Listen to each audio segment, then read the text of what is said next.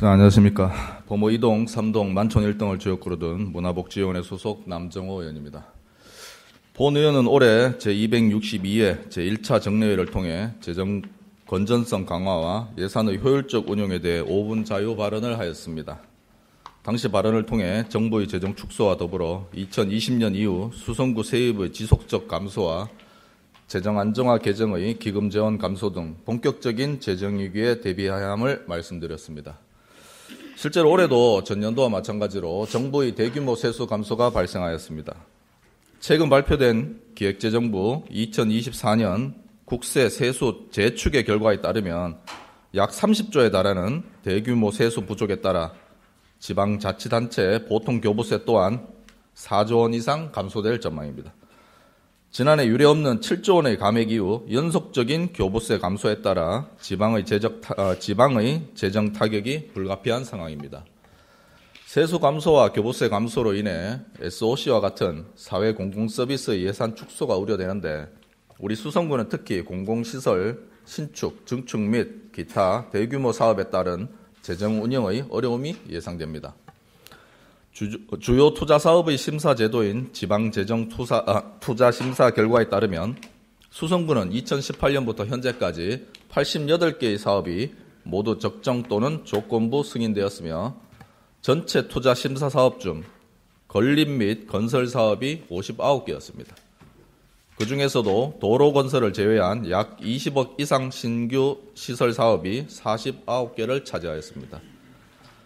또한 우리 구의 공유 재산 현황을 보면 2024년 10월 기준 162개의 건물을 소유하고 있습니다. 이 중 2023년 이후로만 16개의 건물이 증가하였고 내년에만 20억 이상의 신규 시설 8곳이 준공 예정입니다. 주민시설을 위한 공공시설의 확보는 중요합니다. 문제는 수십억, 많게는 수백억이 소요되는 공공시설의 건립 시에는 국시비 등 외부 지원을 받지만 이후 시설 운영을 위한 장기적 비용은 오롯이 구의 몫이 된다는 것입니다. 2020년부터 2023년 동안의 세출 결산 목별 조서를 보면 일반 회계의 공공운영비, 시설비, 자산 및 물품 취득비의 합계액이 지속적으로 증가하고 있습니다. 특히 관리비를 할 수 있는 공공운영비는 2020년 대비 약 30%에 해당하는 26억 원이 증가하였고 현 추세대로라면 2026년쯤엔 40억 가까이 증가될 것으로 예상됩니다. 이를 차지하고 단순히 재정운영표를 보더라도 최근 3년 동안의 수익이 감소하는 반면 비용은 오히려 증가를 하였습니다.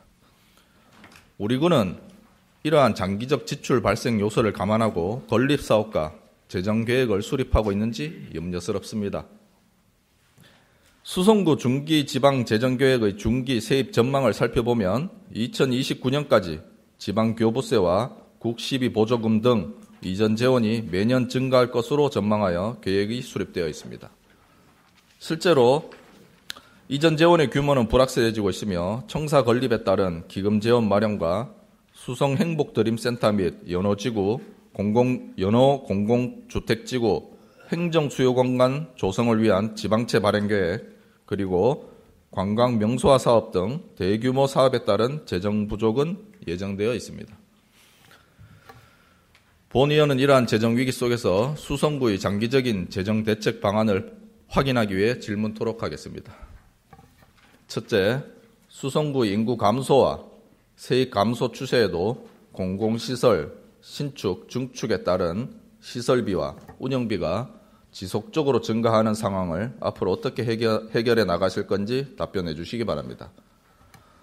두 번째, 진행 중인 대규모 투자 사업의 추진을 위해 구 비상금이라 할 수 있는 재정 안정화 개정 재원 대부분을 일반 회계로 전출하여 사용하고 있고 추가로 지방채 발행까지 계획되고 있는데 향후 지속적인 재정 수지 적자 발생 시 어떻게 대처해 나갈 것인지 묻고 싶습니다.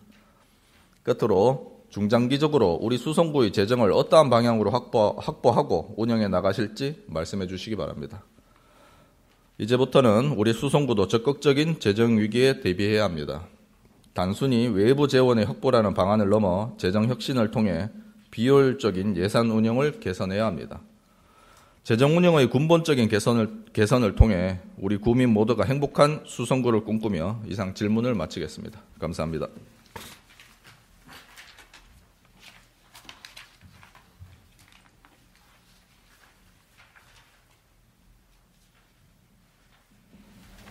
예, 남정호 의원 수고하셨습니다. 다음은 구청장 나오셔서 남정호 의원의 질문에 답변해 주시기 바랍니다.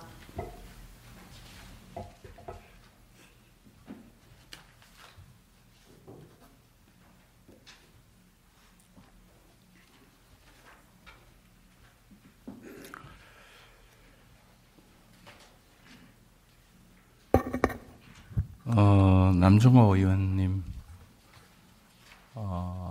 질문이 현재 국고가 지방 지출 금액이 한 30조 정도 줄어들고 또 우리 부동산 가격 저하에 따른 재산세 수입 감소에 대한 우려도 있고 또 공공시설이 많이 늘어나는 것에 대한 앞으로 사후 관리비 문제에 대한 우려 이런 것을 종합해서 질문해 주신 데 대해서 아주 시의적절하다고 봅니다. 지난 우리 예산 규모가 한 9천억 정도 조금 넘습니다. 근데 그 중에 약 일반 회계는 8,500억 정도. 그리고 우리가 재정 자립도가 한 24%. 그리고 복지 부담 비율이 한 66% 정도 됩니다. 이 복지 부담 비율이 그 근래에 굉장히 많이 증가를 해오고 있어요. 한 60% 정도 됐는데 2000년대 초반에는 갑자기 몇 년 사이에 한 66% 정도로 증가를 해서 굉장히 우리 후의 재정 여건 상황이 다른 구에도 똑같겠지만은 경직적입니다. 재정 자립도가 24%밖에 되다 보니까 대부분이 보조금이라든지 조정교부금이라든지 세외 수입에 의존하고 있고 그래서 외생 변수가 크기 때문에 장기적 미래를 예측하기가 상당히 어렵습니다. 그러한 단점이 있고요. 또 구조상 군이나 시에서는 보통교부세를 직접 받습니다. 그런데 우리는 광역단체에서 받아요. 대구시에서 받아서 그 보통교부세가 우리한테는 직접 안 내려옵니다. 그러니까 시에서 조정교부금이든지 특별교부금이든지 이런 걸 통해서 이제 저희들한테 조금씩 주는 건데 앞으로 이 문제도 법적 개정 사항으로서 우리가 요구해야 될 사항이라고 봅니다. 그런 전체적인 윤곽을 가지고 우리가 이제 재정 판단을 해보면은 여러분들께서 내년도에 한 62억 정도의 우리가 지방채를 내는 것으로 예산에 기입되어 있습니다.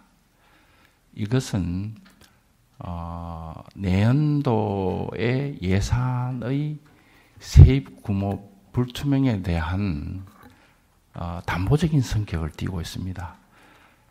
만약에 우리가 원래 모든 실과라든지 예측되는 내년도 예산의 투자 부분이 270억 정도가 될 때 우리가 과연 순세계 잉여금이라든지 또 여러 가지 세외 수입이라든지 다 합계를 해서 거기에 지출할 경우에 우리가 빚을 안 내고 특별 회계에서 한 70억을 빌려오면은 다 됩니다. 다 커버가 됩니다. 그런데 그렇지만은 그래도 우리가 지방채를 60억을 계상한 것은 지방채를 갑자기 빌리려고 하면은, 만약에 예측이 틀려서 갑자기 빌리려고 하려고 하면은 이게 어렵습니다. 그래서 예상에 개정해 놓고 또 빌릴 때 되면은, 그 상황이 되면은 우리가 의회에 지방채 발행을 위한 절차를 밟습니다. 그래서 의회의 승인을 얻어서 그때 다시 발행하게 되기 때문에 우선 내년도 예산에 그렇게 개정을 해놓고 대비하는 것이 좋지 않을까, 그런 관점에서 지방채 부분을 얘기했고, 현재 다른 구에 두 군데에서 우리 대구에는 10매덕씩 지방채가 있습니다. 그런데 우리는 그동안에 어떻게 했느냐 하면은 우리 돈의 대부분은 우리가 아파트 건설이나 이런 거 할 때 도로 부분이 편입돼서 우리가 팔 수 있었는데도 불구하고 그 돈을 우리가 다 받아들이지 않고 대부분을 대토를 했습니다. 아시다시피.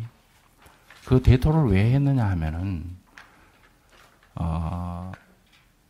우리가 만약에 도로를 팔게 되면은 감정평가로 팔게 됩니다.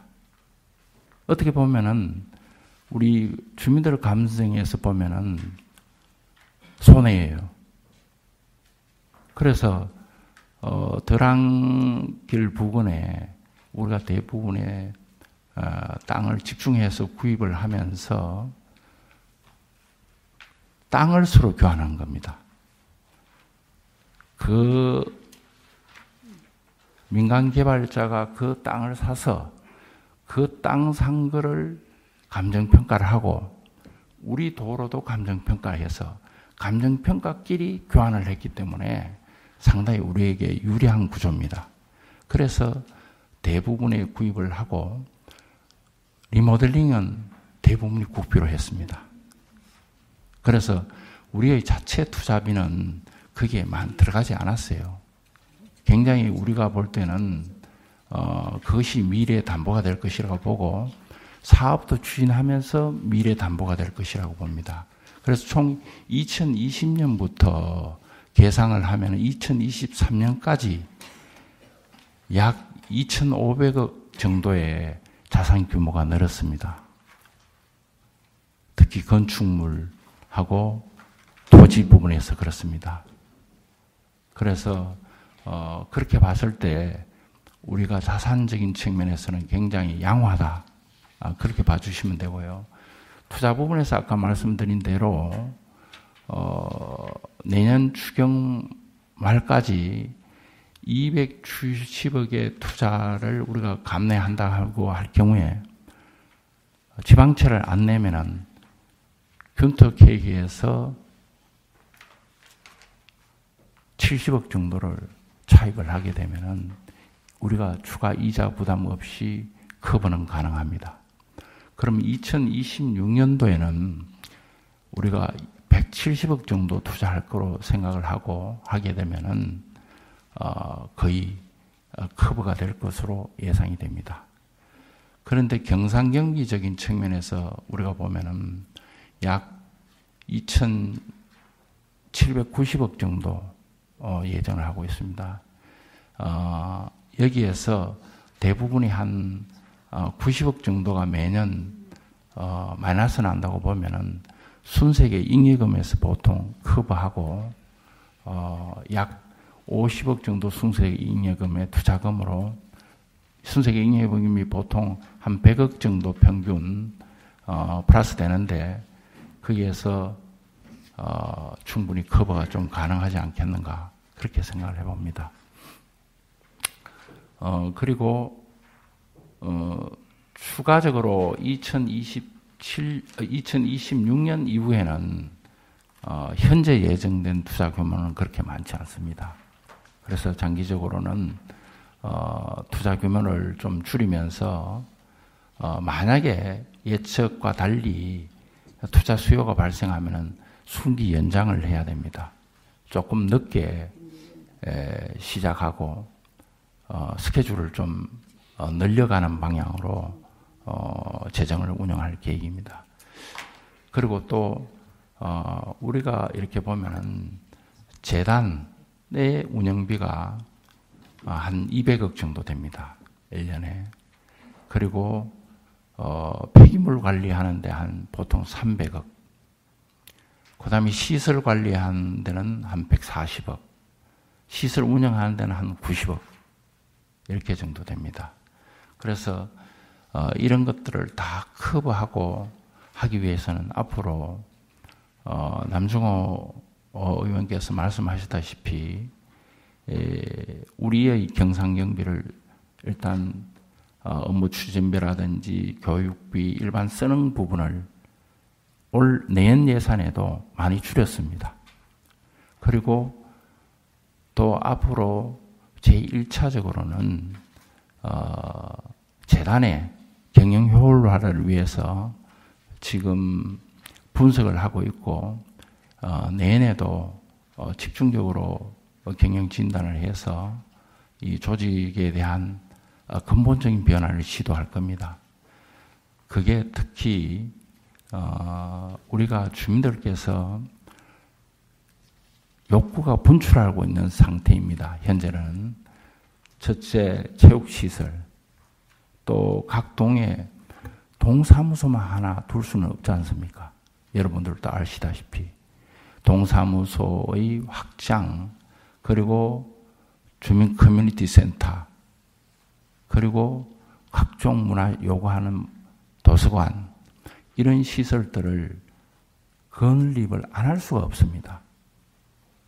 만약에 그런 투자 없이 계속 지속한다 할 경우에 우리 주민들이 우리 지역의 주거를 선택할 이유가 그렇게 높지 않을 겁니다. 그래서 장기적인 이런 투자는 그렇게 쉽게 줄이기도 어려운 상황입니다. 그렇다면 비용을 줄여야 되는데 제1 목표는 미국처럼, 미국 도서관 운영처럼 저희들이 자원봉사 시스템을 운영하는 방법들입니다. 이미 원래 우리가 수미창조 포럼으로서 포럼을 한번 했습니다. 거기에 관해서 앞으로 자원봉사 제도를 어떻게 행정기관의 이 행정 시스템으로 깊이 끌어들이냐 하는 부분인데, 그것을 내년에 우리가 애플리케이션을 만들어서 이러한 온라인 시스템과 자원봉사 체제를 대대적으로 좀 구축을 해서 운영한다는 방침이고요. 만약에 그것이 적절하게 운영이 안 될 경우에 일본처럼 민간 이양을 해야 됩니다. 일본이 10년 전에 모든 문화시설이나 이런 것들을 민간 이양을 추진을 했어요. 그런데 민간 이양을 추진을 했는데 그 대신 현재 분석해보면 일본은 문화에 대한 서비스가 그 질적 저하가 뚜렷합니다. 그래서 그런 점을 감안해 볼 때 1차적으로는 저희들이 시도해야 될 것이 자원봉사 시스템의 고도화. 두 번째는 그래도 우리가 한 3, 4년 이후에 정말 감당하기 불가능하면 민간 이양으로 가야 된다. 일본처럼. 그렇게 판단하고 있습니다. 이상 대답이 된지 모르겠습니다만 1차 대답을 그렇게 드리겠습니다. 감사합니다.